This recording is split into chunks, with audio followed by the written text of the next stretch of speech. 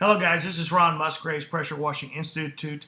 I'm here with Robert Marshall, the captain of Contra County Fire Department, and we're going to discuss what the actual regulations are or the laws are for tampering with a fire protection system inside of a parking garage or a building or any system. I guess we'll let Robert explain it, that would be online. And talk about the only type of situation that this could be tampered with. Robert, could you kind of verify what I was talking about? I mean, is anyone allowed to use a fire protection system for cleaning in any situation, as far as you know, in the state of California? No, not at all. The fire code is pretty clear that the only things that you can do to a fire protection service are service it, and by servicing we mean actually running tests and that kind of thing when you are making sure that the system is going to work. 109.2.4 of the California Fire Code says that you can't mess with the systems without having the right to do so, and the only right that you really have to do so is to fix or repair or test the system as recorded by law. The California Penal Code actually also specifies that you can't do anything to them in 148.4, where if anybody willfully, maliciously tampers with, molests, injures, breaks, or otherwise renders a fire protection system unusable, they are guilty of a misdemeanor and can be punished by jail time of up to a year or a fine of $1,000. If somebody were to be hurt when you do that because of a transmission of a false alarm, for example, and a fire truck gets into a wreck, then that is no longer a misdemeanor; it's a felony, and you can be punished for a lot more money and a lot more time in jail. Yeah. So that if they did get caught, it possibly just might be a misdemeanor charge, is what you're saying, if nobody gets injured? Yeah, it would be a misdemeanor charge if nobody gets injured, and you would get caught because all of those systems are actually tied to alarm systems. So what if they're somehow with the private property owner? What if they're getting permission to shut it down? Is that allowable?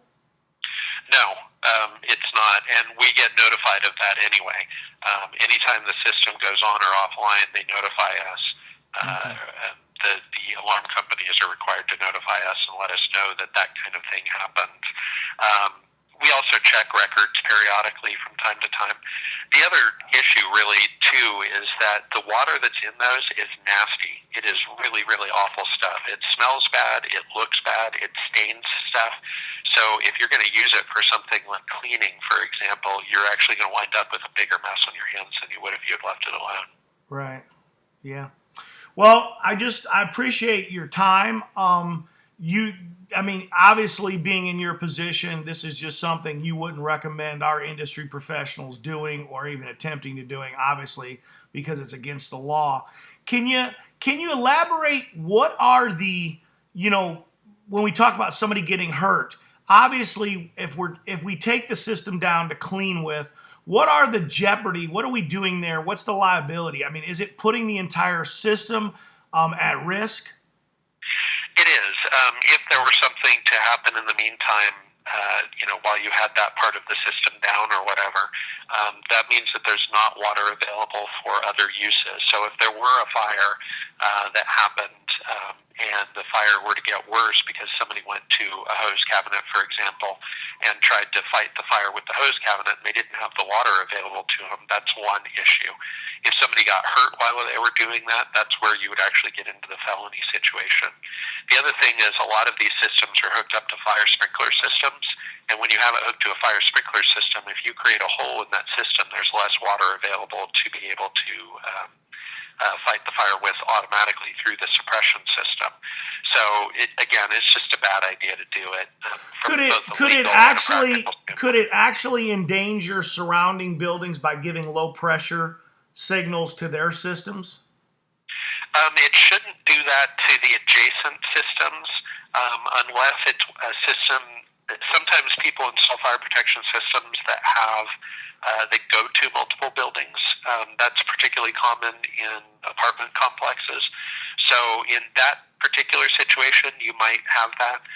If it's a single building, probably not. You're probably not going to flow enough water to be able to draw it down for adjacent buildings. Okay. Well, that's a good answer then. So at least they're not putting that at risk. Okay. All right. Well, hey, I appreciate your time allowing me to make this audio blog, and you have a great day. And thanks for all your help. Oh, you're welcome. Appreciate it.